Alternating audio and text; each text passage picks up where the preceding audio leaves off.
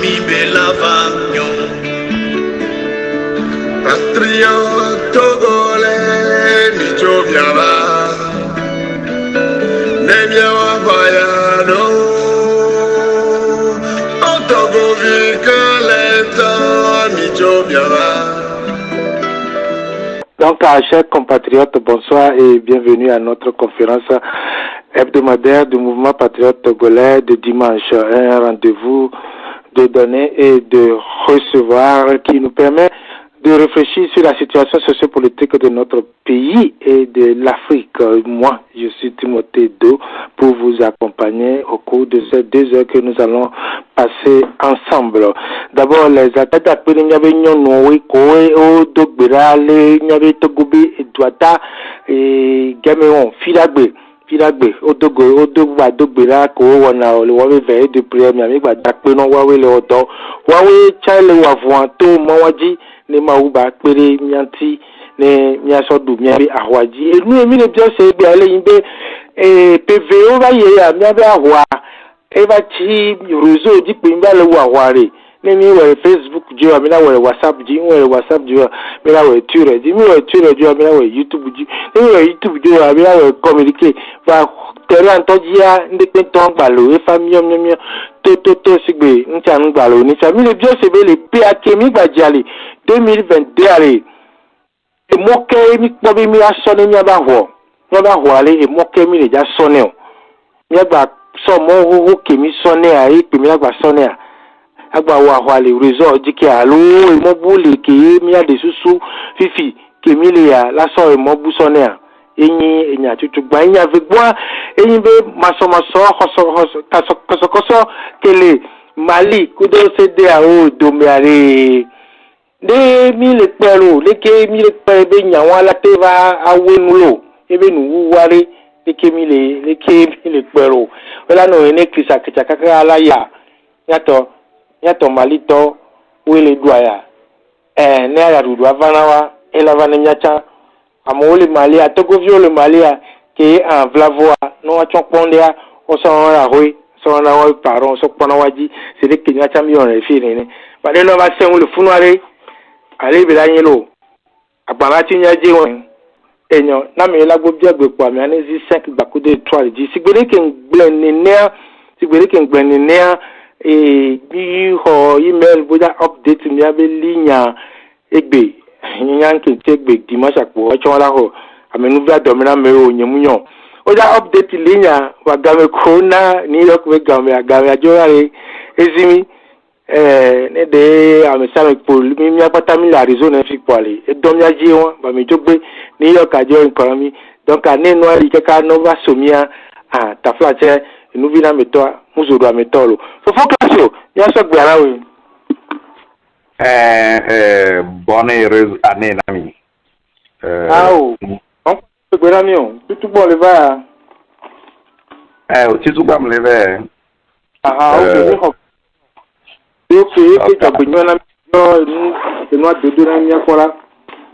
nous ko l'année passée à nos baba pe amolo il y avait espoir sur la divinité à il y a d'assi daro année passée mais et PMA il y avait espoir à neva action dilo OK numéro 1 pour le blog Togo réseaux sociaux benya. Oui, c'est que nous sommes devenus tous des paresseux. Des paresseux. Parce que le problème est que nous vivons des cas que les Togoissans, les leaders au terrain, il y a aux ans, sont en mouvement devant la dictature, au moins pour maintenir la lutte sur le terrain. Monsieur Agbeomekou et RDT Uniro va y assembler. Pouvait voter loi pour retirer la loi Bojona. Donc, ce qui fait que aujourd'hui, aucun mouvement n'est possible sur le territoire togolais, à moins que nous forçons. Maintenant, nous sommes forcés à dire que nous sommes forcés. On veut retirer la loi Bojona. La loi Bojona a été retirée, modifiée et transformée pour une nouvelle constitution. Et à Gome, une nouvelle assemblée que on a faut modifier. Donc aujourd'hui, nous n'avons plus la loi Bojona depuis un certain moment, vous savez très bien. Donc, et au même moment, les mêmes personnes qui ont retiré la loi là, Bojona, qui consiste tout simplement à déclarer les manifestations et puis ensuite aller directement faire les manifestations, ce sont ces mêmes personnes qui ont dit que la rue, la solution de la crise togolaise ne se trouve pas dans la rue. Vous voyez? Donc, il y a une certaine logique entre l'objectif politique de ceux-là, qui viendront beaucoup plus tard nous promettre que rester à la maison, Dieu va venir du ciel, Dieu va venir pour nous aider devant la dictature. Donc, ces trois éléments importants nous ont mis dans ce qu'on appelle la politique glaciale. Donc, il n'y a plus d'action. Le peuple attend, le peuple aussi est désabusé, le peuple est dupé, le peuple est trompé. Donc, le peuple, aujourd'hui, dit que, bon, maintenant, qu'est-ce que nous devons faire pour pouvoir réactiver les choses? C'est de passer par les actions concrètes, et non le Twitter, le Facebook, et puis ensuite le WhatsApp. Ni informer Togolais d'une manière très importante, car Togolais on a la réalité du terrain. Maintenant, il faudrait les déclics pour qu'on puisse donner l'espoir au peuple togolais et de retrouver sa mobilisation d'attente. C'est ça que nous devons faire. Vous voyez, aujourd'hui, pour déboucher rapidement sur le Mali, vous voyez, quand l'action, le déclic est là, l'espoir renaît dans la population. Et puis ensuite, tout le monde dit que, mais si ce déclic-là n'existe pas, nous n'allons rien faire devant cette dictature qui marche paisiblement aujourd'hui. Aujourd'hui, je vous dis clairement que la dictature de Lomé II n'est inquiétée de rien. Nous, que dictature de Lomé II, le vent est béaré. On ne sait jamais. Et nous de la fait toso douboumé avec Barotana Yoa. Yédekaye, RPT le vona, RPT Tom le vona, aucun leader politique qui, même dans leur campagne, ont dit que Macron, à moi, en campagne, que Macron est photo.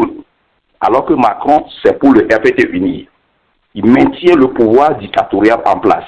Donc, nous les Togo et Belé inquiéter la dictature de Lomé de Porto, qui est mis les WhatsApp ou Facebook ou il y avait réunion, c'est du blablabla, c'est de la fausseté, c'est de je dis, l'illusion notoire.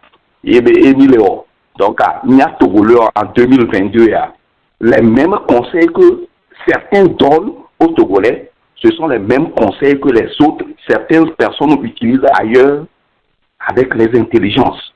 Donc, il y a Togolais, c'est comme, il y a unicité, il y a les blocs. Et dans nos centres, et puis ensuite, nous envoyons des gens à des missions bien déterminées. Vous verrez que les choses vont commencer par changer au Togo, ou bien les déclics vont commencer par se faire voir sur le terrain. Et c'est en ce moment que nous faisons la politique devant la dictature. Parce que je suis encore à une réunion Zoom meeting avec l'Afrique. Donc, à Nemba, tous les Niadoméens, là, donc, les réunions, je vais être là-bas pour le moment. Parce que quelqu'un va venir t'attirer la joie. Pour le moment, même pas. Il n'y a pas tamine pour les noirs et mots de Kadji, les diasporas, par exemple, même les mots de Kadji. Même au pays, même pour le mot de Kadji. Il y a certaines qui continuent la lutte, il y a certaines qui réclament encore la victoire de docteur Agbeomi. Les Kémila au Kakaïmila condensé et point ensemble. Et parce qu'avec ce qu'on propose, c'est bien, mais dans la faisabilité, il y aura toujours des problèmes. Toi et moi, nous le savons. Solution arrive. On a tous les éclairés, les guides de la révolution ont déjà donné les résultats. Novignons et Biaré. Le problème togolais n'est pas au niveau des postes électoraux. Il a si nous, quoi. RPTA est capté pouvoir le 20 février 2020, est capté, bon, vous devez retirer le pouvoir du RPT uni. Et même il m'a été retiré au pouvoir. Cherchons une autre façon de faire la lutte. C'est ça. Donc, à EGBA, quand vous parlez d'autres choses, les gens, ça rentre dans les oreilles des gens beaucoup plus que à faire des élections. Au fil élection avant, il y a comme il y a beaucoup d'élections à Pingouani. Donc, à Kéminki, où on est empêché au fil au pouvoir, mais les monde entier, diplomate, les étape niveau d'étape, les pays, les acteurs, les gens, bon, tu as encore les bonhommes, le problème de l'Afrique qui intéresse les gens, ce n'est pas problème d'élection post-électorale. Non. Changeons le rythme pour que Amoa Peromianti, Amo le dit nous l'avons mis plusieurs fois ici. Mais ce n'est pas une affaire des élections qui intéressent les gens. Ou bien les questions qu'on les pose dans Miari, ou il y a pas posé des canami. Ou bien il n'y a pas d'élection que moi nous avons répondu oui, parce que Minya est partenaire, nous Coréens dans l'Amérique avec partenaire, au final élection coco. Une kenami uniso, ni be obo blobe na be olate werode. Yo Minya Amérique benabi be olate werode yare, amia le wado mi alole krigenu. Allez poser de vos questions. Ce sont des scénarios que le RPT uni a fomenté pour nous duper encore, pour garder le pouvoir pendant 5 ans. C'est fini. Les dassignaons, mais à nos les cycles nous n'y avait pas l'illusion, mais nous devons retirer le pouvoir ou bien créer un autre scénario, compliquer la situation au RPT uni, demander des aides extérieures ou intérieures pour pouvoir refaire naître la lutte et donner l'espoir au peuple togolais. Et c'est ça la réalité. Amlo koki le gouvernement élection, une Kenyama va proposer Namia, les patriotes togolais. J'ai donné votre nom quelque part. Une qui va proposer Namia, Mijababa, Niakpero, Mali, Onti, aux États-Unis. Si même les Togolais, on nous demande, les Togolais, vous êtes les grands bénéficiaires de ce qui se passe aujourd'hui, du tremblement qui se fait en Afrique. C'est ça qu'on nous dit. Maintenant, mobilisez-nous. Et à l'étranger, un peu partout, à Moné, Seigneur, 1000 euros mobilisation, nous soutenons quelque chose. Ce qui se passe aujourd'hui, c'est le panafricanisme qui va gagner en Afrique. Donc, nous au mouvement des États-Unis. J'ai fait sortir un article aujourd'hui, à j'ai précisé ça en bas. Les Togolais, même organisés, nous, Maliens, Ivoiriens, et que nous sommes devant la Maison Blanche chaque jour pour ce qui se passe au Mali. Ce sera quelque chose qui va nous avantager demain. Voilà. Les élections, il y a des leaders colétériens qui sont des prisonniers.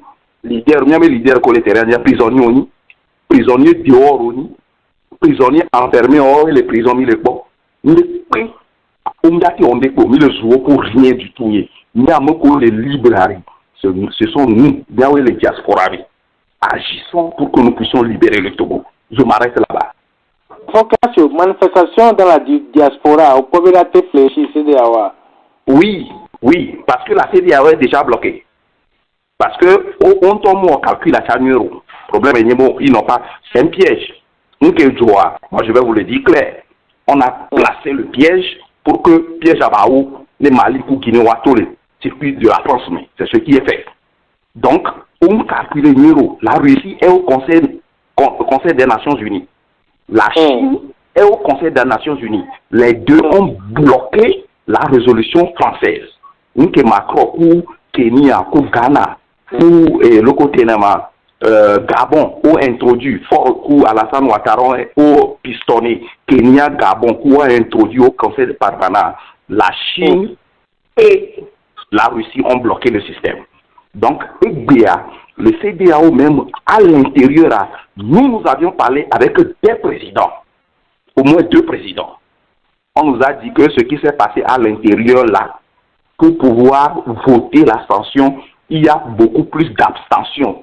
Il n'y a que certains présidents qui sont pour cela. Donc, présidents ont l'aidé. Quand nous faisons les pressions, ça va arriver à un moment, ils vont parler. Ils nous ont dit ceci. C'est comme ça le fonctionnement. Ils nous ont dit ceci. C'est comme ça le fonctionnement de la CEDEAO. Nous avons voté à l'intérieur à huis clos. Nous ne pouvons pas parler, mais ce ne sont pas tous les chefs d'État qui ont voté. C'est ça. Mais, Cassio, pourquoi les chefs d'État qui n'ont pas voté ne peuvent pas venir publiquement et dénoncer pour qu'on puisse mettre fin à ceci rapidement? C'est le secret administratif du fonctionnement de la CEDEAO. Il y a quelqu'un qui est patriote togolais, il décide, il va voter. Il voter, on fait ce vote-là à huis clos. C'est pourquoi on fait toujours ce vote-là à huis clos. On vote à huis clos. Quand l'abstention ne compte pas au niveau du fonctionnement. Donc, à mot abstention, souvent. Donc, quand l'abstention et les chefs d'État ont pris une décision, c'est ça, c'est ce qui s'est passé. Donc, avec le temps, dès que la pression va continuer, les peuples africains vont continuer leur pression. Vous aurez le temps d'écouter maintenant certains présidents qui vont dire que oui, les Kenois se passent, ils ne peuvent rien dire, mais ils soutiennent ce qui se passe au Mali. C'est ça la réalité. Yeah. Donc, il doit être pour le peuple et non les présidents. Présidents, le cercle administratif, le pompo, le miata, ce sont les peuples même qui doivent se soulever maintenant. Sinon, je vous dis, le Mali est parti. Hein. Le Mali est parti. Le Mali ne rentrera plus dans le cercle de la CEDEAO ni de la France. Le Mali est parti. Aujourd'hui, il y a des avions qui Syrie pour pouvoir atterrir au Mali. Nous devons aller en France, nous devons la Troisième Guerre mondiale. Donc, la Russie a pris là le Mali. Moi, je vous le dis clair et nettement. Et ça va partir de là. C'est ça. J'ai appris que Agbome a écrit à Poutine. Je le félicite de continuer dans ce sens et de continuer encore à travailler avec la jeunesse africaine. Menyebe Agbome peut passer par là pour libérer le Togo. Je serai le premier à le soutenir. Mais passer par la divinité et autres, non, ça ne va pas aller. Donc, j'encourage ceux qui pratiquent la réalité politique contre la dictature. Je m'arrête là-bas. Alors, après Kaka Fofo Cassio, Togo, Fofo Cassio, Akeva, Edo, et Pekbenami, Kengbo, Ma, Fofo Cassio, Yamato, Wizona, Meko, Kengavado, et Kameo, Troya, et Niagara, Nordon, Koji, B, et Namela, de Pamelisi 5, Bakudo, étoile dit.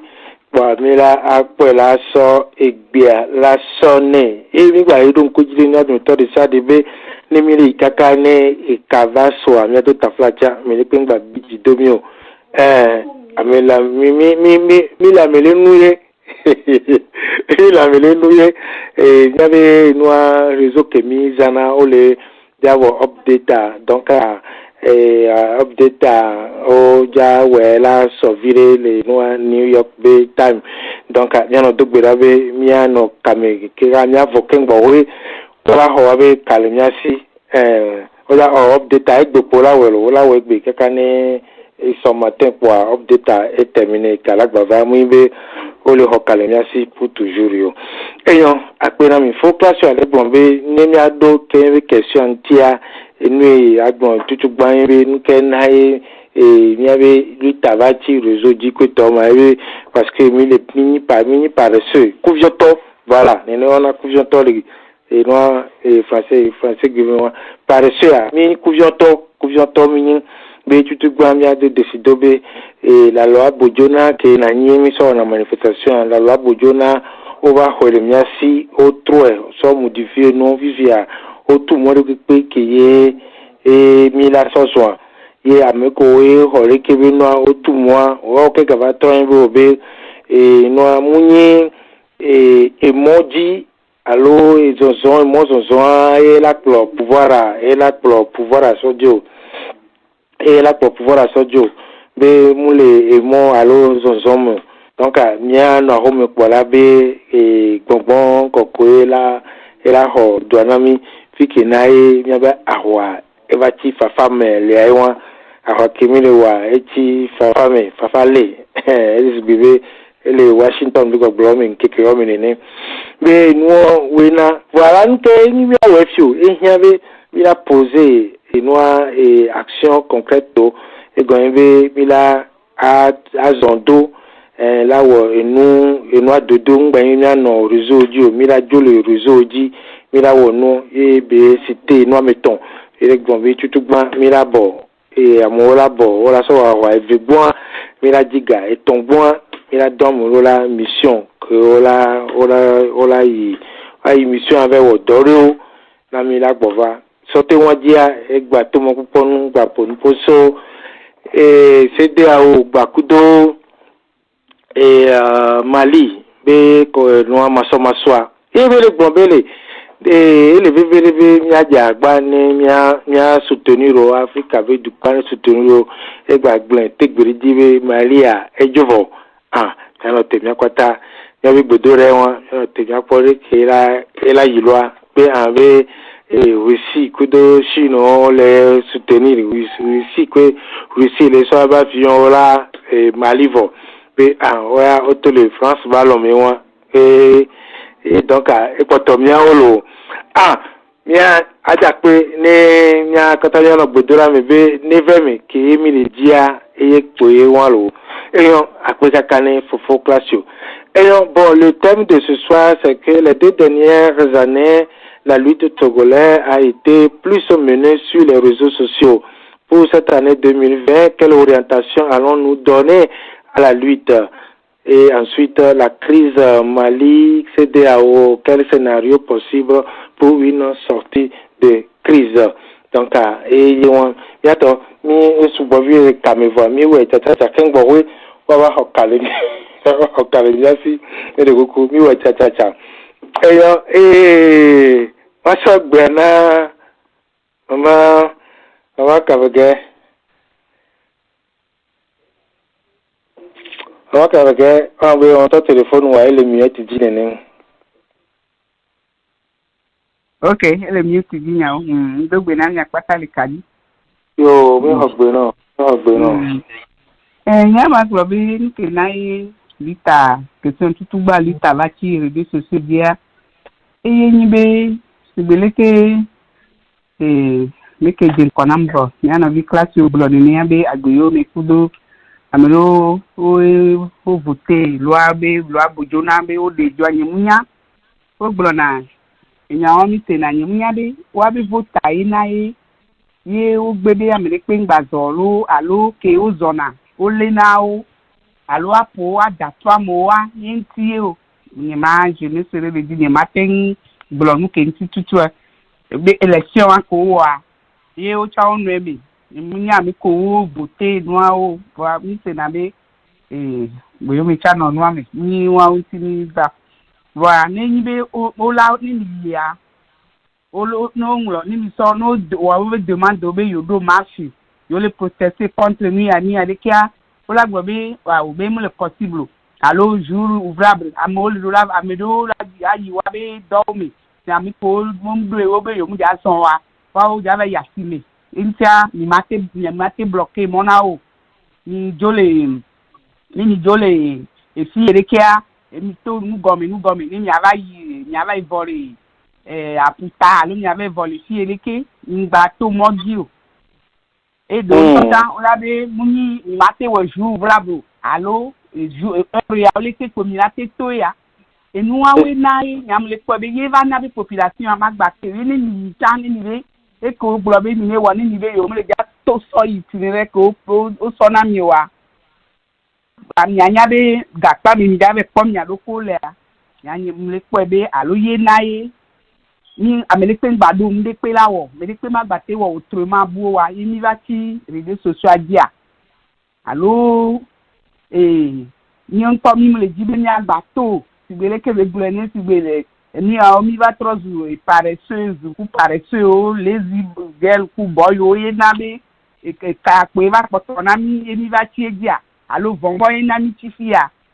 mi ma gba te ngolo nuke tututu na fia wanyam le susu be vonbo le ka mo le gno gapa me o le kuro o le torturer amoa peut-être yenti e ve goni nya to yimali be nyagia se de awu ku to be na mitamela do ya le nya ya mi boa ne Togo nya be yela ni pedant ganwa peut-être Imunyo matin le président obio question de fasio be do ntivayi bon est-ce que amiko no nu gome yo voter be yo mu le d'accord avec ola te pour que Macron le funu le dan gbedora ola te glonyade watara wa be amega président galinko ela so wa be cover globe onya me a président ale kebe mu le pour la me ale ki ola de ka ola ge o kengbe zalado ola te pour ne o mu le pour chawa nyabe na mere no na douane be niveau port douane be niveau wona do ola nyabe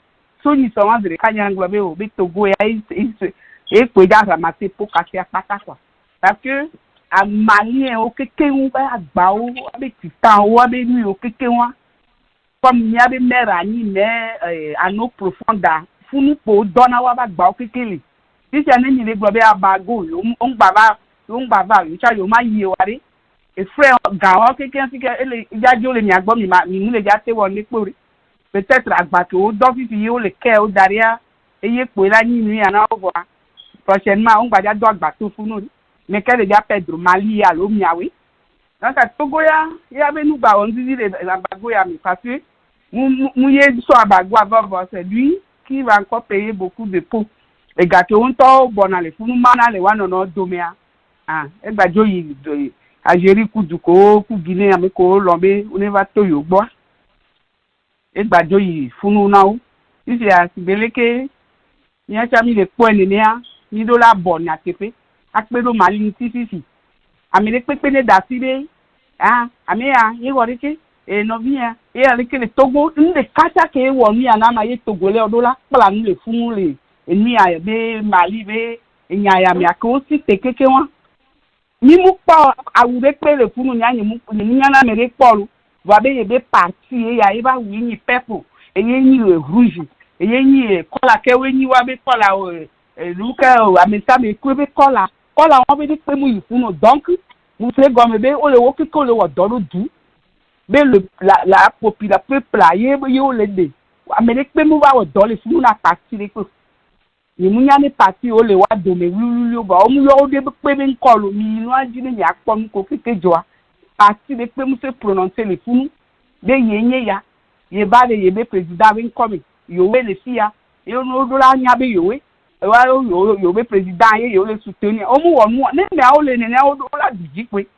igbele ke nya no vi ka so gbona le ils sont partis ya te be ya me pe te wonu ya Mali ejo ni kwa me le pe ngbada apo yo me parce que e wa be gbede be esprit o ke yo na ma wu le waji le se wa be gbedodora o ngbada trovan gbedomu amesi amesi le gblonya ni pe be ambago lo le kereke izore makemsi venu ya Mali ende le favire enu ya jire mbe o ne wa onya nu keleja de ke mi ami vorwa o mdo la fadi to chon na bibe nya e kwa parce que vous êtes parti o so population peuple keke nyabe yo le America alo yo le gblonya de ka yo le pomu fodo du yo mu ifunu ne bi de parti le ko c'est pourquoi ma ucha le wa bi titi na o la biji pe npo be dore na van ya chamira bo sibele ke mi ave frère avec glode ne ti ko ambassade de Mali ane chamina jagbala yire si a tete de ka avec glono be mi de soutenir wa so pom nya chambere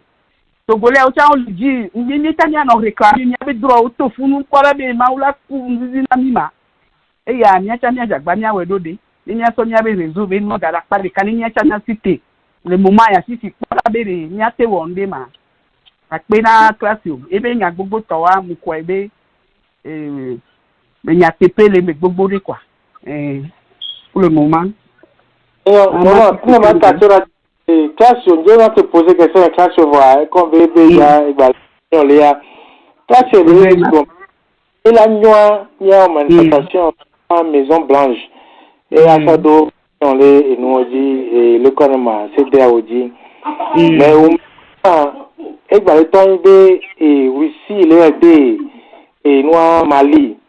Oh, il y avait États-Unis, Russie, Chine, ennemi oni, adversaire ennemi, Poutine, et non, mais les tout le monde est venu à voler.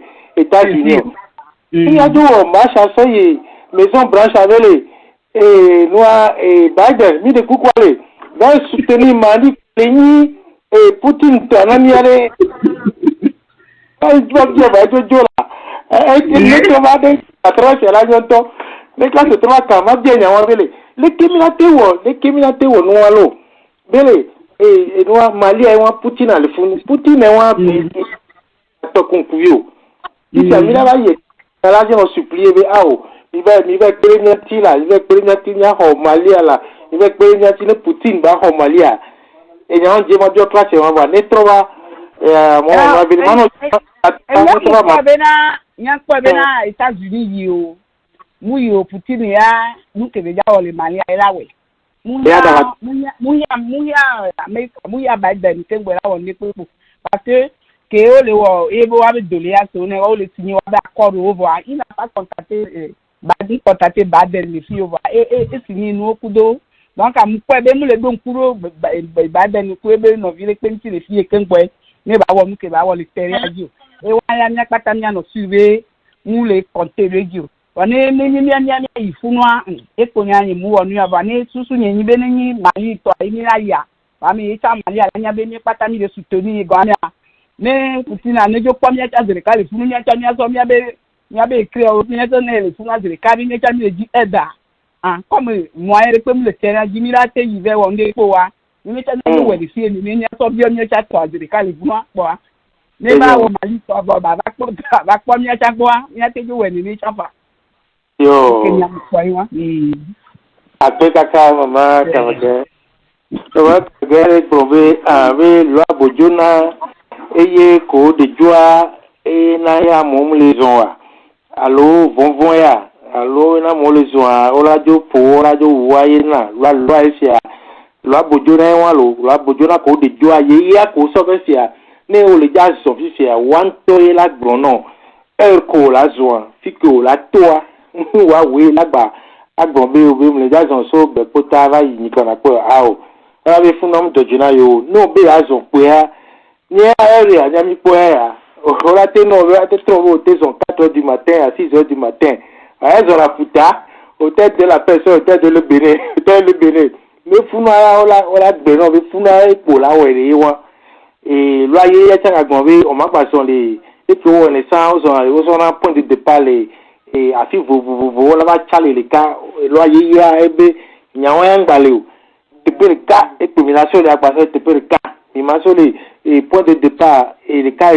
ton avec deux goals pour arriver le corps et n'y a moyen ngbalou bah maman le bio civil et na mi que toi kujoto de bâtir les réseaux sociaux dia alors le que nemi on a mis nous entend nami game kola nami mi bevo i mi awe ola le mi la torturer mi et na donc et noa et tiens bien question que les bio c'est et voilà ni le jole CDAO ni cas qui est là ga blanc et sanction embargo ko lancer et les pauvres bien au Togo pe la gbadoya parce que malien be agbanganga donc que on va tourner nyabe pora et do au profonde et va tourner funu ici a mio pe gbaja a tout fait ni pora no ngbale bo wale e gangbale to wale mu Togo gbale tout fait ayi won fun me mama ga le bio se bio be ndi ka gbajo jina ya ke malien o to wa yo npa wule pe wan ti o ba me yo da uje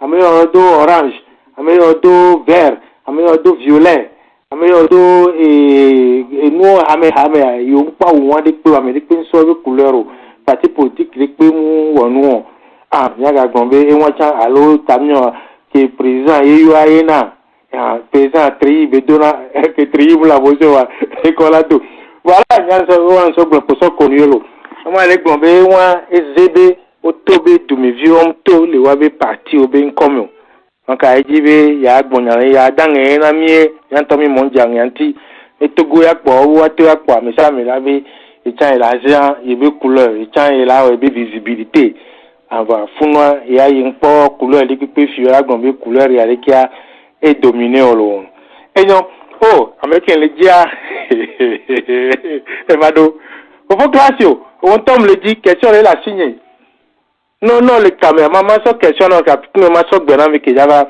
Les Gambélé. Minya, on te sent va blanco, va y avoir Poutine et Russie et on les appuyer Mali, Coton avec la Chine. Minya Poutine, Kudo, États-Unis, à Cherchaï, on mouilleno, Kaka de Chine, on mouilleno. Ici, allez, on position les Gambé. Yasanya tous les États-Unis mis en opération sur une maison blanche. Nimi ou effet que mais là dans les domaines où même faut classer. Faut classer non le mieux tu dis à le mieux t'as dit. Bon, on avait les caméras et Javire et kakara la do question anti. Njanya mata ti question avec go. Popo Jules. Oui, bonsoir. Non, monsieur Amilcar Fomazine. Oui, rapidement, dis-moi répondre à une question pour le dire que je suis à Madouin, tu connais à ma manière comme vous, les membres du jour à dire. Oui, et moi, c'est bien parce que il faut que moi, au Tinokudo, moi, Mercator, Tchénicha. Sur le plan diplomatique, il y a des points. Bon, sur le plan privé, je crois qu'il y a des échanges, beaucoup d'échanges qui se font, que la preuve va représenter ça. Mais c'est moi dévoiler le sentier de quoi il y a moi, ancien président, et de dévoiler le sentier de business le coucou on a donné. Donc, il faut savoir comment passer et atteindre le but. Et elle m'a dit pourquoi bien. Comme il y avait cet Africain, mais quand on dit qu'on est ennemi sur tous les plans. Voilà, il faut mais ennemi officiellement, voir. Et nous, officieusement, on n'est pas ennemi parce qu'on est intérêt de passer. La preuve, à moi, quand on a reçu, on a fait un visa pour mon affaire. Voilà. Et donc, c'est pour juste pour te répondre légèrement, nous avons inquiété par l'éducation pour les affaires. Bon, moi, ça va bien. Toujours à dire que tu as les réseaux sociaux, et c'est toujours bon. Et que importe le peuple jusqu'à présent, c'est vraiment déplorable. Et Kafla, moi, il est moins important, c'est un téléphone, toi, quoi. Et on a ce Kafla, j'ai compris, bien, tout le temps, normalement, en principe, en tant que mien, téléphone, principal. Important, ou quoi. Pour nous, et mignon. Téléphone la kumulaji soit là yuame. Odo ma sende ko mi non pas top. Bon téléphone bon va peut-être la kinibe et modélisation kudo moi que ba le ko to le manque de moins que monte sur le play. Par exemple qu'on a vérifié même en PlayStation kudo Xbox qui est des vieux gens là qui peut-être quand on télé donc am c'est avec mon téléphone c'est Xbox ne quoi là j'ai quoi do ko to ba to game non quoi. Nami il va pas bien avec comme on est noir. Kafla ndolo ntono se be da yo informe on ndo yo vome a de mo yo vome me konto o machine ya o monitia no yo dagba no ko to nous avons la tension quoi bio bien vidéo se be donc comment tu vas aller confondre le côté là la c'est vidéo pour voir ta position pour état de moi que me voyez ba da une mauvaise nouvelle non c'est non rab non Mia, alors moi, mais bon, Kafla, tout ya, ils vont directement vu que le Dieu en faux. On est dans l'eau, alors, ou à aller donc, tu as eu un gars bien. Non, nous, on tient que si on a été piqué que j'ai quoi, avec un tour, le bombero dans le Sénat. Alors que c'est des choses qui et moi, ça c'est que des gars graves. Même le problème des gars, parce qu'on ne peut que les. Et moi, besoin dans l'eau, profit, alors qui m'a besoin.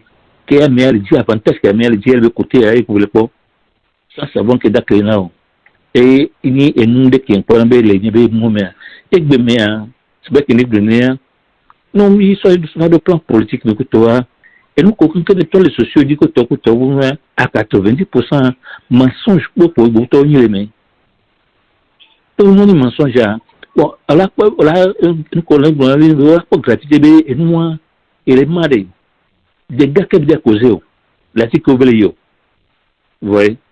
Et à M. Bobo, vous tombez, non? Pour eux, il y a un autre pour nous, pour là, mais alors que nous, on tient, retient, on analyse la logique de est-ce que nous est-ce que c'est réel? Alors, la télé, là, c'est normal, là, c'est normalement possible. Bon, la mer, les gens ne pensent pas à cela. Quand tu as la mer, alors que ça crée des dégâts, et ces dégâts continuent. Et les mauvais mots, c'est vrai que bien faut clasher bon c'est bien mauvais les Togolais est par ce coup de moi et les mauvais non conclut non pas ça tu vois que ce téléphone est devenu et toi je suis là le maintenant on fait des trucs qu'on peut faire on peut rire on peut mentir faire des trucs comme ça alors qu'on ne voit pas le dégât normalement que ça crée.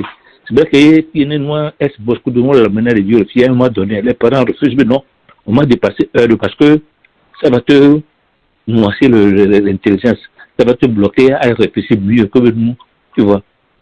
Et donc, nous, qui m'appelons les filles, moi, j'aurais préféré, c'est une occasion pour nous tous. Et moi, je m'en fous, qui sont de ANC, qui sont de DMK, c'est les deux partis là qui peuvent tourner le jeu. Et non pas le recours pour, c'est vraiment regrettable. C'est une occasion pour moi de demander à tous ceux qui sont de l'ANC, qui sont présents ici, de la DMK qui sont présents ici, de dire à leurs responsables tout ça à la côte de l'Est. Et moi, dès que vous me l'étonnez, dès que vous me le côte de l'Est, je n'ai pour boire l'eau beaucoup. Changeons, faisons autre chose. Nous, comme nous, notre déclaration sortie, que nous partageons, pour voir comment est-ce que nous avons pas pour nous, parce que jusqu'à présent, c'est le peuple qui souffre. C'est le peuple. Nous aussi, on fait partie. Parce que nous avons le terrain du nous aussi, on ne va pas aimer voler fiorer. Et en plus de ça, nous, les pauvres, nous sommes nous fait, nous, pour terminer avec le Djani, le coup, les noms de dos, avec pour rien. Les noms de le coup, mais les pensées, non. Non, pour moi, on voit que c'est naturel, beaucoup de c'est faux. Mais on doit le coup, peut-être, c'est des gens qui peuvent demain tomber des milliers d'euros. Dans le gardien, on a le changement, il va varier là. À moi, là, on me colle une totale de tout le monde. Colle le mieux du mois, du pénami. Ah, on couvre à des mondes du jour. Et moi, ça va y aller, malgré bien, et bien personnellement. Allô? Yeah, 1500, faut juste. Ah bon, ok. Et ma soeur, il m'a libéré, il y a pour le moment, moi, chapeau, la peu pour du chapeau, pour monter dans Mali en B, et au printemps, des sous-sous, au bord, dernier sorti à Cotonnet, et moi, et au Bounous ou Bontico, et au convaincre population comprend tabac, mon est parti. Alors moi ben parce que quand on au moi et on le pour vous monsieur à me tomber dans un bon mais ce qui fait que rapidement à monsieur le maîtriser l'école moi se mobiliser mais non de bien notre moi et moi mais c'est des temps ce que le venir moi quand le corrompu les mots me côté les gens qu'on les soutenir bon officieusement il ne peut pas aussi sortir. C'est vrai que nous allons mener que bien les moyens parce que on entend le point et nous à pas vu nous les par exemple Bénin et nous me fait une formation que nous bon à toi avec nous à lever moi je ne t'aime non be le sud le pour parce que nous tenons condition que me Bénin des quoi tenir présent les présent donc il ne pourrait rien faire et nous Ouattara le point il ne pouvait pas vous voyez Améro il ne pouvait pas. Voilà que mon Macky Sall le fond est un apocalypse. Voilà que mon c'est les pays, c'est des scènes qui sont les plus et nous encore plus et nous qui tient encore du poids les pays francophones mais vous voyez donc quand on l'a mis pour atteindre au moins les nous comme de Mali bon je sais que j'en suis sûr que vous n'avez la monde qu'on le soutenir Mali autrement, le soutenir Mali autrement voir. Il ne pourrait pas s'en sortir pour dire non, et nous, il y a le quelque parce que condition et il me candidat Mali au tien, ou en tout récoller. Je le dis et nous pouvons nommer et demain les Mali en train de refaire l'histoire de l'Afrique. De refaire l'histoire de l'Afrique en commençant par Soudjata Keita et au démontrer puis non, mais ils n'ont pas oublié Soudjata Keita. Il n'est qu'une dibe Togo, on ne doit pas oublier et la lutte que Sylvanus Olympia a créée. Bon, nous sommes allés c'est bien que quand les gens disent que on parle de nationaliser, mais nationaliser ne peut pas être ceci, cela peut être c'est des gens qu'on a encore filtré, et bien pour oublier l'histoire de Sylvanus Olympia. Alors que, Sylvanus Olympia, moi, ça veut dire que le Togo n'a jamais et n'aura jamais l'histoire. Et c'est vraiment très important. Benia, Adjababave, quand ce soit le cas, nous devons recommencer à faire la lutte ensemble et en pensant à notre père de l'indépendance. Je vous remercie.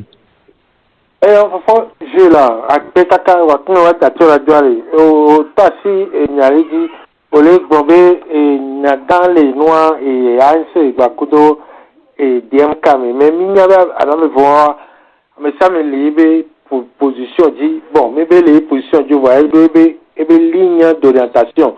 Par exemple, à ANC, par exemple, pour la ANC, l'élection est déjà passée.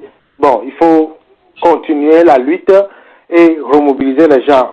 Pour la DMK, non, l'élection n'est pas encore terminée. Nous réclamons notre pouvoir et nous aurons notre pouvoir. Mais aux deux occasions, on peut collater concrètement, qu'est-ce que tu peux dire à la ANC de laisser? Qu'est-ce que tu peux dire au DMK, à la DMK de laisser? Oui, Blonyawa, se s'enfuit. Deuxième fois, il y a un jour, à même on planons les deux l'air. Non, deux, on est responsable vraiment de la politique. Mais là, vous devez, la trop de manière de ignorer. Ça nous concerne. Il n'est pas du. Et il y a tout le temps pour et nous que le joie, la population. Et c'est là où moi, même les leaders ont encore d'autres capacités, niveau de policiers encore deux. Niveau qu'on a bien les politiciens, ils n'en ont pas. Et Kafa, n'en mieux. Et moi, il y a des membres de la cour, il y avait d'accord, il a beau regretter, et il y a un blanc si c'est bon, moi, mais quoi, le Togo va revenir en arrière de 50 ans. Effectivement, on va pas nous écouter parce que on peut me de l'opposition comme de son propre camp qu'il a à remplacer avec cette situation-là à gérer le job. Ma bébé, mon bébé, mon bébé, mais il a su nous tenir pendant 38 ans. 38 ans. Donc, et demain, on plaint qu'il ne faut rien me faire, on plaint, Dieu et moi, nous président deux fois de suite. Nous avons le coup mouillé, moi, les blés à l'eau, les balles de Maria, on l'a bien oublié, on l'a dit, mouillé, bois play. Donc, nous sommes donc, alors, et moi, nous sommes le dit, mouillé, bois play. Donc, on peut y aller pour l'entretenir. Ça veut dire qu'il y a le constitution pour les halois. Parce que l'entourage, je chante, on l'a tenu au nom. Toda enwa fofo ni nwa Gabriel neba mura kamefi no tia obati to ya bien pembele no lo ku hwa ke no ku hwa ni hwa jon le ya ne lo mo lo ndi ko to ku le ya ni o se be wala ba no po retrouver me ba no ku hwa ko la no po retrouver me dan po ku la bi no be eto ni antivo ma ça veut dire que ko jova yewa on peut laisser et continuer sur notre et moi sur un autre point de départ et c'est là où nous tient l'ordre du loin mais jusqu'à présent il est pas un mois de mouvement évolution de question il est pas un mois de question parce que bien mathématiques et les citoyens les douaniers et bébé donc nous pour le on peut jouer et le temps limité bientôt il y a l'élection dans l'année la DMK qui n'est pas sur le terrain ne pourrait même pas se présenter. Et on est pour avec le terrain dire et vous et tiens les nos casser les nos les démobiliser et tiens matin on est pour donc qui va aller pour se présenter. Nous ne voyons pas que nous laissons le boulevard libre pour le régime. Et donc, soit il politique, mais équation de bien à deux inconnus, non, où est le sens yamien. Là, tu as beau le sens yamien, non, mais il y a un temps reçu. Donc, là où est-ce qu'il va tenir endé. Parce que, pour vos collègues, pour vous détruire vous-même, voilà, aujourd'hui, la population est là, elle ne bouge pas. Elle ne bouge pas, elle ne dit rien. Donc, mais quand nous avons l'élection, nous avons officiel, nous avons, mais non. Mais il y a même lui, on ne sait même pas. Et mais là, écoute, c'est maintenant que vous devez ensemble. Donc, mon frère, nous allons yo, c'est bien que là, on est blâmé, sorry, et encore le blé de pension. N'y a que si un homme dit que Flavere, n'y a sorti à moi de Kukura moi je vais le faire. Et sur tout le monde, je vais aller à Mola Duaté pour voir, pourquoi ne pas le faire? Pourquoi on peut faire? Parce que nous avons mis les filles que toi, les filles que toi, avec le niveau, Kafla, et bien, mon collègue, le yin de toi, et mis le coup, on avait le pour moi. Watcha hôpital pour moi. Et bien, tiens. Alors, après caca, il a parlé de l'importance du téléphone. Le téléphone, nous qui est là, qui n'y a qu'un bon, voyez pas tous game, nami, ne spécialement, mio togoto, les qui mis les lois, c'est comme les tous qui mis le pour game, bon, il y a 90% d'informations que toi, réseau du co, mi maladie, c'est des mensonges. Voilà, nous, on va m'y aller,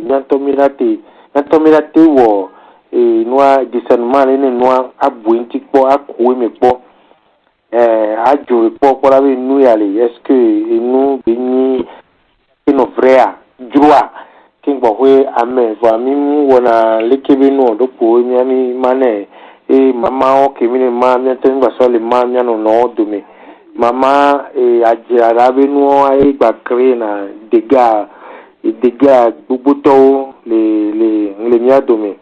Donc, arrivé le Bombay, et moi, et Hatsu Ganga me veut un secudo d'Emka, Wajagba, la poire, non, ne, Wajra, Nko, Gbeloa, ne, n'y a trop recommencé, et lui, talo.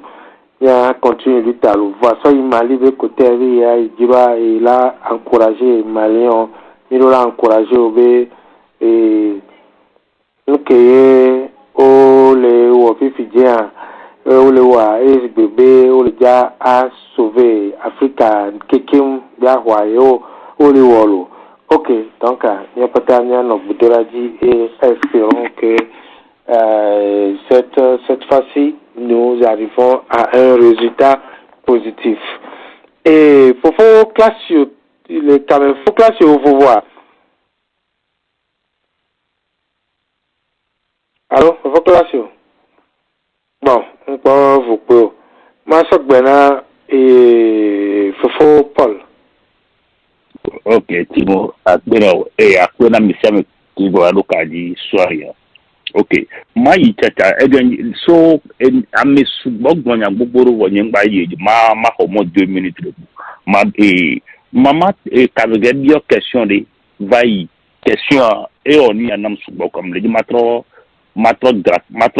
donti, n'est quoi, à mes sœurs, et les vivere quoi. Ok, quand tu Togolais ont battu les tours, alors, et c'est qu'ils ont voté, et c'est où elle est empêchée à mon bateau, Alors,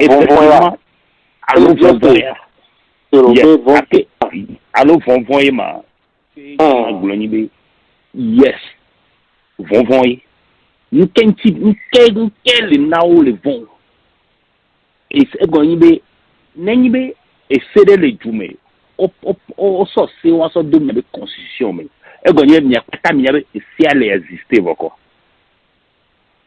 bon oui yo ouvert violer minya nyorbe c'est amunyon bon ko mi va violer c'est wanri et ya l'avocat de Queen battait de tout quoi parce que au violer c'est clair et que FPT ou on a 100 là nos limites tout de prison ateli ça loyo on a avocat de numéro tout fa ko parce que on to son nyanyo rebe que yo le amoro prison yo tafoué quoi mais belé kaka pas de numéro tout si ya et si Anton l'a appliqué si à nous là non gars pas mais tant n'est que c'est bon et moi n'aime do volonté la manifester ça que m'y avait essayé de tout back up essayer de tout comme le soutenir moi n'y mateo même les ndo en vicha même si on a tamé de quoi depuis là n'y mateo quoi mais n'y a bien voter c'est on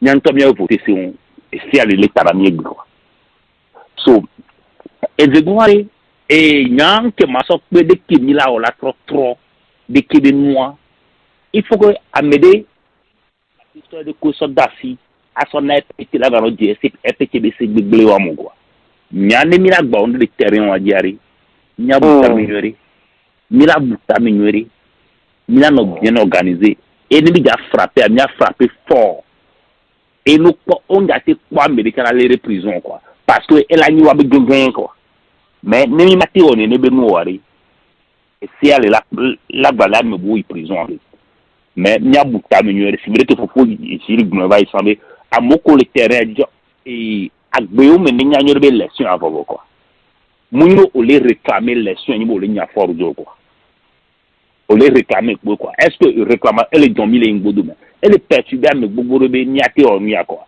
et nyate bon nya be joie be nya pas ta nya be lection avant mais dès que nya le ni de mila de fort joro ola ibeka me que ibeka ke kwegbe ya o lui président un an après ce d'angbe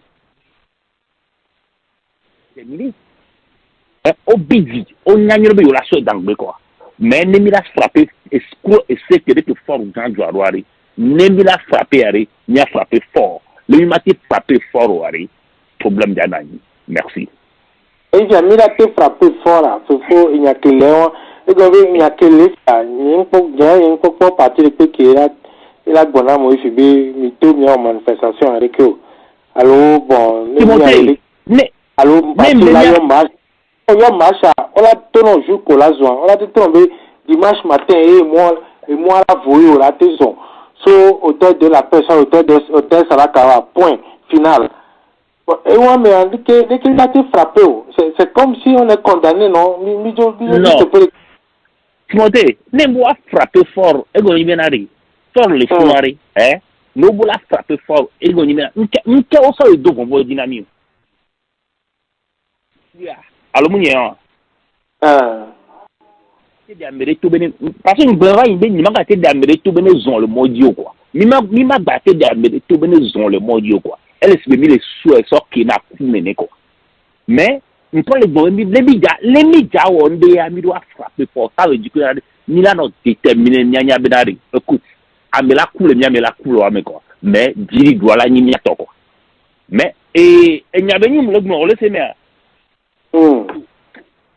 il y a caché au sol pour toi ni modi va quoi mais mi doit no bien organisé parce que mi on Timothée mi kemi mo essayer le Togo c'est les nous ont le Togo on le sait mais il y a pas ta mi nya nyore belari et moi patare inde cap pour toi mi Togo là mi là mais diaspora dollar et dollar signé de quoi tout quoi mi doit signer de quoi pour amener le terrain à dire leur politique actuellement ça amener Togo vide tout la défier de quoi c'est vrai que Mali on au défi avec ko nyanyo benadi et tu y yo to quoi intimider pas changement on quoi est-ce que Togo là les redia nemi le redia mina so dangbe quoi c'est quoi nemi le redia il a été ouais il a frappé fort il a dit moyen que il a so frappé fort problème moyen quoi même il y a pas ta mila te bon de tolo ak mi nyabe e mo de cap ko to na togolais mais mi mati comment ari et depuis qu'on y a te noya quoi comment c'est pour y a te noya Timothée, kuro manifestation ko lo gbonbe miawo nya tutu bank mira wa nbe Timothée so Mali on be côté yare nenyibe milati midje est-ce que Mali do nyabe ko Mali do le est-ce que groupement de loisirs ya de ko les s'organiser do de que milati pere wanti do no ja manifester yare aide Camila Sono nyanto dia aide et humain miracle la pere wanti il y a deux boss sous nous. Au moins, il y avait présence à Carano Fou. Il y avait Togolais autour les couilles. Il y avait Togolais. Parce que nous, autour de Togolais, il y avait zone, le White House, na Mali, au New York. On était tout en temps avec du temps, quoi. N'est-ce pas, nous? Au milieu de ici, Mali, il y a des coups s'organiser. Au moins, il y a des plans, les Watchans à Boko. Nya apporté des contributions les watchans avec lui tam nya avec bereka watchans va contribuer au nya tole quoi nya une kenya maté dans le côté quoi merci faut deux questions état les Maliens avec côté à me voir les cas ma contredit nous ko Blanville non yo ma c'est bien yo ma toa et ouais ma parce que Togo les kengisi nya toro et nous vivons avec passion mission lutter na quoi et comme ni no aller qui aller hein ni dynamique et jona dynamique quoi c'est comme ça donc aïe mais non yo ma c'est bien tout gros là tout imaginez bien mais les sont là avec bon et ma tati n'a pas ni hypothèse bon et que j'ai posé de aller c'est de au bakudo Mali des crises à l'eau dès que crise à les Mali aller et on l'a prédit noir scénario de sortie de crise là mais bomber là non n'est pas Mali tous les CDA mais puis tout sera bien ou bien on a été prédit les on a trouvé en négociation alors les qui là non on a été prédit oh nous qui n'a pas prédit gagner et c'est yawari et au quoi de décision qu'on prend à tout moment au quoi on prend Mali en compte parce que y a les décisions que Mali on sort de c'est yawari Mali on le demande il y a des élections dans 6 à 5 ans on a gardé comme les go parce qu'il y a une situation. Parce qu'il y a une situation à terrorisme de 6 à...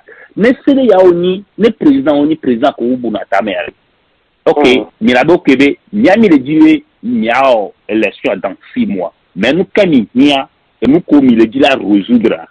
So, nous, comme il dit, la résoudre. Parce que nous, tout dans 6 mois. Ok, problème, nous, il y aura reconquérir, il y aura territoire complet. Ok, mingo quoi. Mila nami aide, mila nami soja, mila ormi arrêté, mila pédomianté, mila financé. Mais il y a des élections dans 6 mois. Parce que c'est les yaoulés incapables. On me le dit à décompter gars. On me le dit là, on est comme décision journal. Si que Malien on le nian, Malien on le boutamé. Si que on le encore. Parce que l'élection qu'on a eu des cavaliers, si qu'on d'accord, Bamako pour d'accord. Bamako a dit des Malia. Les Maliens, amoko les intérêts du pays, amoko les Bamako, amoko le Bamako. Mais celui-là le force, c'est au bon élection encore. Pourquoi tout le monde a procédé à une organisation de les deux, mais dès que nous avons une intention de créer ces mais une organisation de que moi les et donc on le pas de pouvoir à nous les prendre décision. Il y a une décision que vous prendre et donc pour un décision donc pour un quoi.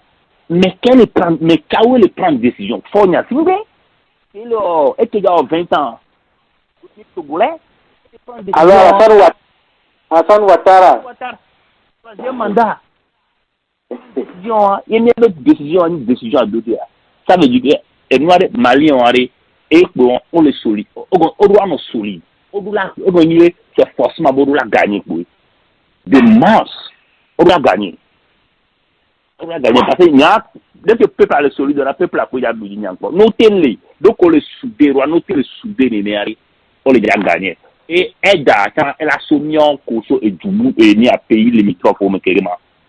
nyata mi rapporter muni chef d'état o peuple là mi rapporter mi be aide na o wanya be peuple peut-être on le kulo yo mate gré le moya di mais mi doit no na ora no nya mi le kulo olopo et la ton do sen yo la te no du ate du bi to wani merci.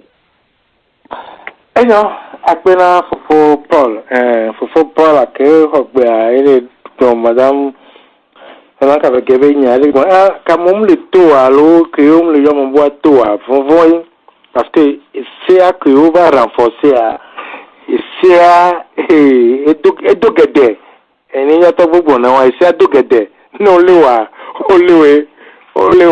les pim japo ja backup now donc pour là de donc c'est à côté va modifier c'est moi et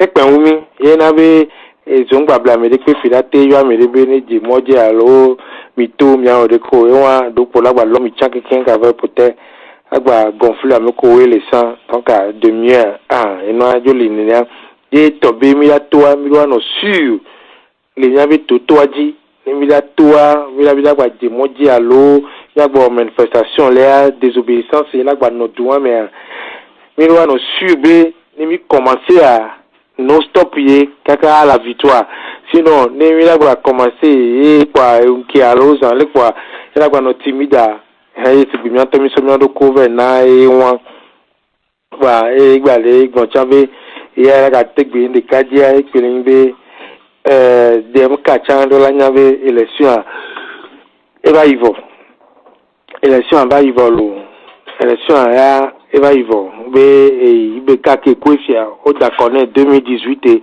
2020 on coup de temps donc élection ya mia bombe ya ba ivo ni mia pakonu bonu mia wolo so yi malion be côté a ebe bon leke malion peut prendre le déterminer déjà à tout le cas beni odora hon kakawalai bon ameko we prendre des décisions et pas décision mais qu'on prend décision toi mais toi problème de le wantivo donc on a te prendre décision à deux donc à Mali be côté à et on lo faut jouer bien aller Valencia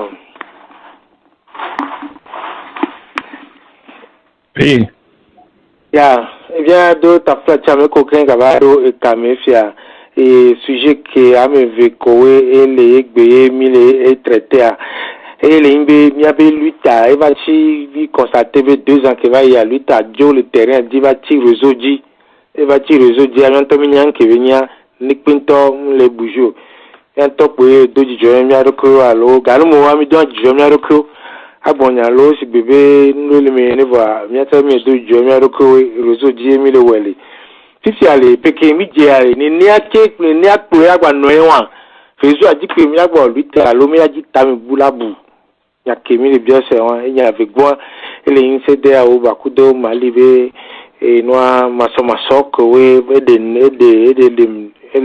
métoire le olawo alo kemi le pobe le be la volo il veut voir le kemi pobe la volo ma faut Jules obenya le gba le si nya toko le kameke ki wa mi le gbe na me le da je groupe premier le 5 Bakudo et 3 dit voir egbe a avec ka oda update le gogo la te sui gale pe gamijro gamiko ya va ivoya va la te sui gale gamijro no soya ya to ta flache ni so dimanche mi ba dogo e wan lo fofo Jules ya so gba na oui juste même ba je t'ai vidéo que était un détail sans les moi que j'avais oublié puisque n'est pas le temps c'est la parole là et ni be et moi population be moi non mouvementé alors moi comme un balé au chwa et moni fifi ko be bien gbalo ko me so et moi venir et message contre mes leaders là la population ce ne sont pas des messages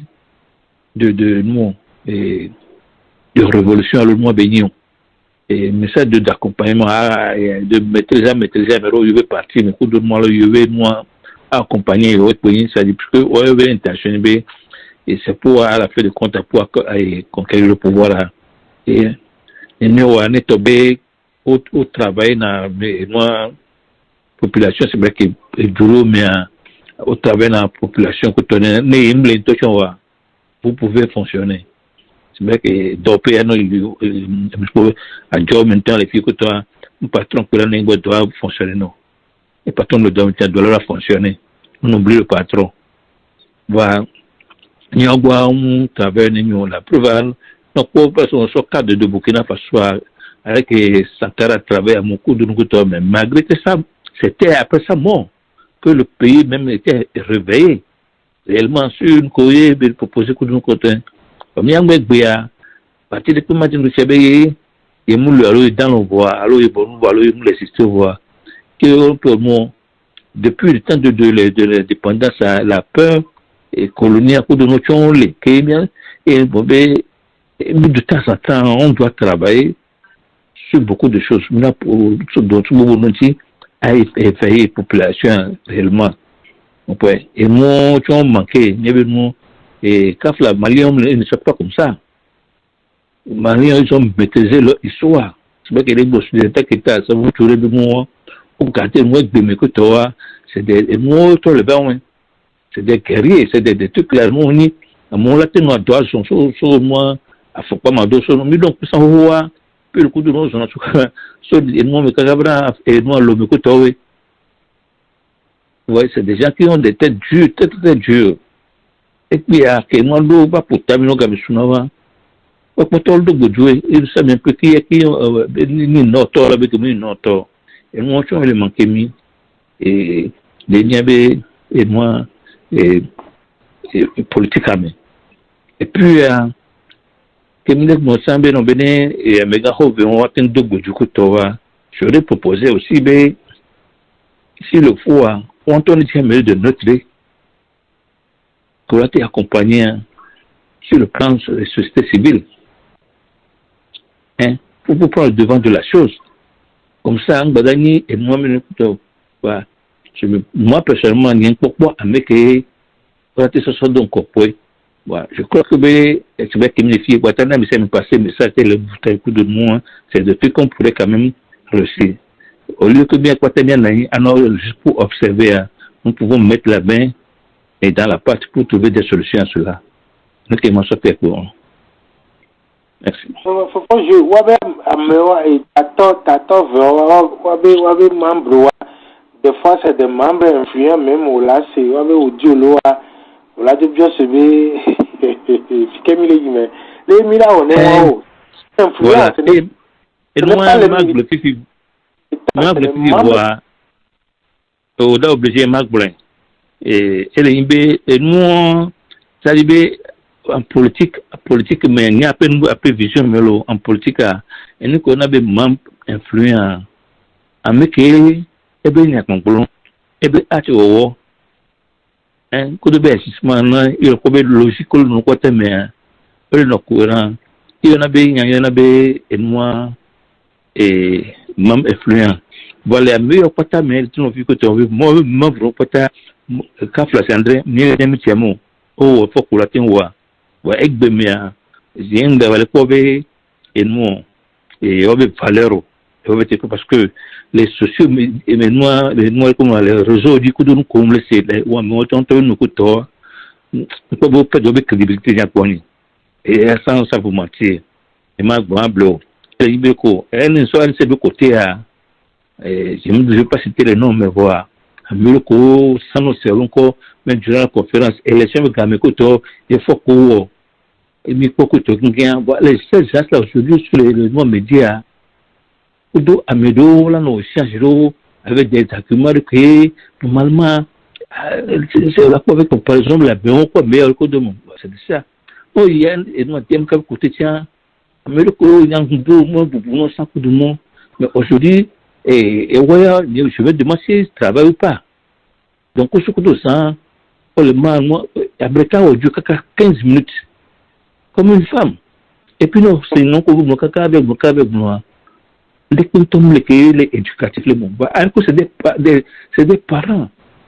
C'est des responsables de famille. Et nous, c'est au cas de quoi, nous l'éducatif, je me demande, mais Kafla, on peut n'a pas souffert. Et vu qu'il y a un moment là, tu vois des choses comme ça, et le dénigrer, mais et le dénigrer de pota poto. C'est pour ça, c'est comme on s'amuse avec. Mais on n'est pas réellement un leader pour moi qui ne soit pas encore au niveau d'un vrai politicien. Il y a un job, les pocos de quelqu'un, il y a un col du bon, moi que j'ai en voir. Mais après tout, on connaît nous, on a des copains qui se retrouvent. Ils se retrouvent. C'est ça. Et oui. Quand il veut donner un petit ballon. Après ça, il faut jouer là. Et il faut jouer là, elle est globée. Un calme que le terrain a dit fialer. Mais il y a bateau, il y a calme, moi, et ce message qui est, il y avait leader, au lancer dans la population, bois, mais ça, nous, il a lancé message, un message de mobilisation à l'eau, de révolte, voilà, et les Sigbéina, message, de mobilisation pour son parti, néné, il y a un message, fan envie, message, on révolté, on l'a été, non, ce message, là, voilà, on bien dans l'audio, alors que normalement, mais ça, là, il y a mais pour pouvoir, on l'a fait, d'attaquer la soirée et avoir sans les godiques, va, il est pas grand, mais, moi, il y a un message, moi, au Bénin, un message de révolution Bénin, un message à trop. Et puis, il y avait c'est depuis le temps colonial. Et alors que quand on prend le peuple malien, par exemple, c'est des guerriers, on voit et nous, les peuples. Et nous, après ça, faut jouer là. Et, faut Jean-Baptiste.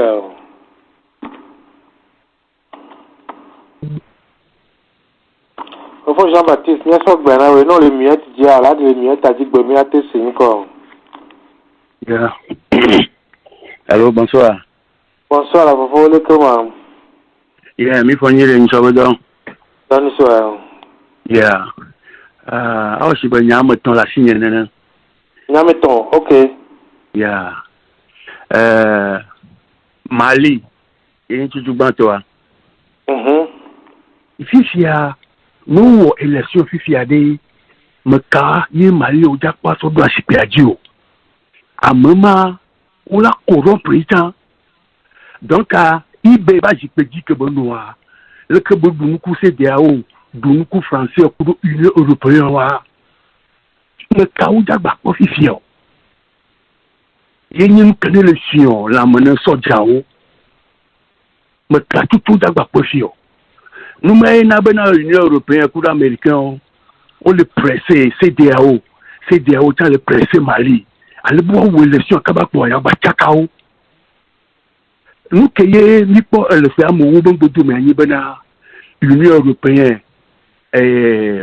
UN takuro CEDEAO ou le boumou le Mali fait fi keye Mali be rususolia fi ma ye UN kudo français kudo CEDEAO tobo soja wa fi mo bonalema anobu fait si il y a un de dolphins, na amé malien be ya français la tono ba aou de foutu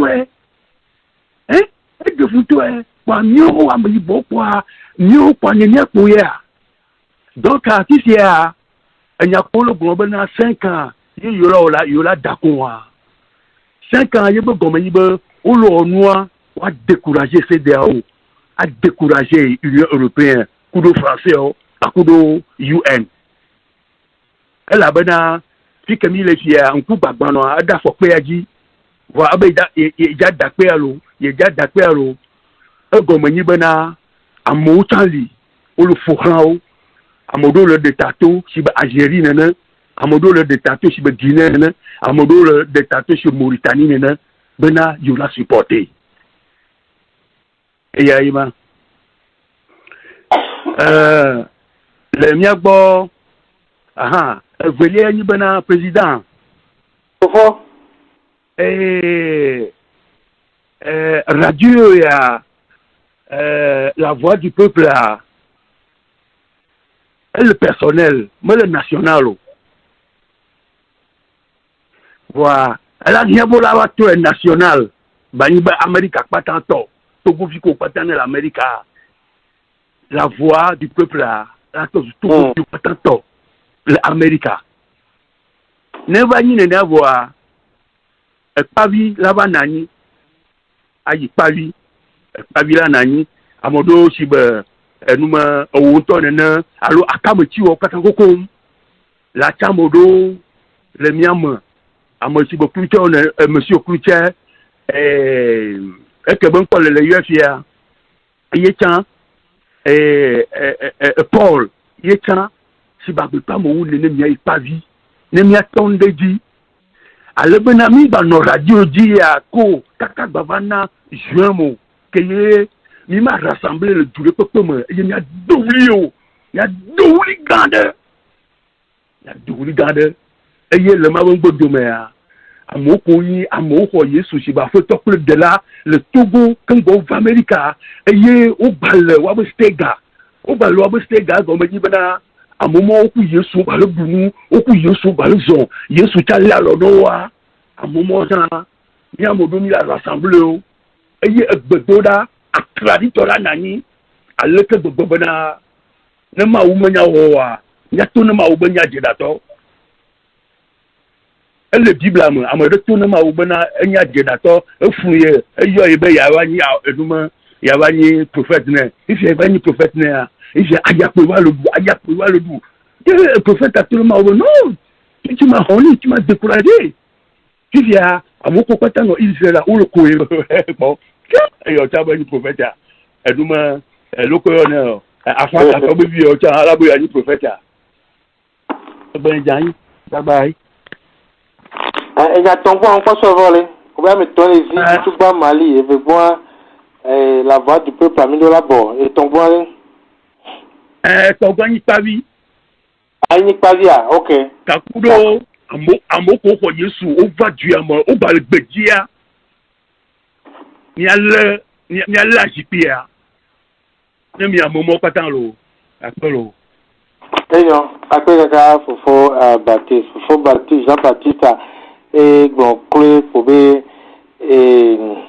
et nous na ye noir militaire le Mali et le blombe il y a 5 ans kingo ya d'accord on peut me qui déjà a d'accord mais de deux qui mani France ba me allo CEDEAO ba me la Union européenne ONU CEDEAO nous ko le Mali a esubo fike wa be so jole a funu ayo le dun le won ene Mali on tochon be ai funu mu na tochon mo ba be zone wa mu wa be zone yo ma ba funu para be e de fuvide yena e o le gbonina donc ki na o chon le jira décourager et partenaire wa yena e au 5 ans yena au 5 ans be 5 ans mais yo la d'accord c'est pour juste pour décourager les partenaires yenti au 5 ans long donc acha aba fole ndijiwa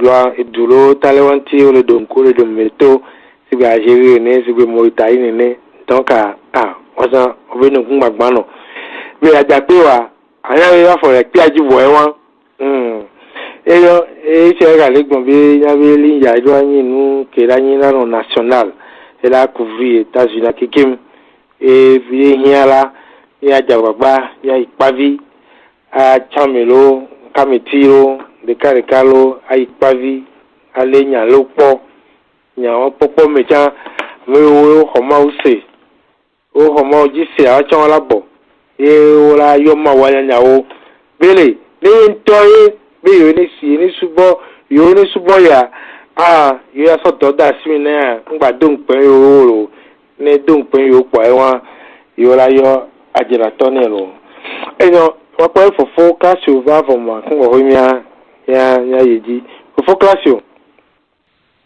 bon fofo kasio un po eyo nyato mia yeji chachachale ne mia a kwakun wa hokale mia si game a 20 enyo egbe conference amia do ape gan le ka le jena mesia me pobe nu yo mi pole mi gbe a les miabia mais non pas mis de décider à la jo le réseau dit va king la jo le réseau dia midola a donné le terrain dit va terrain dia et tiens gande ping balé fio alon de ping balé fi mila te so lo a ese ko le premier ese wa otriumi mi mate pe dikebe ese jo donc a dopoye mila a ajagbagba ne mia ado tagun amerique brambe ninu pepen dia nu pepen ye gane ne mia tamia sokudo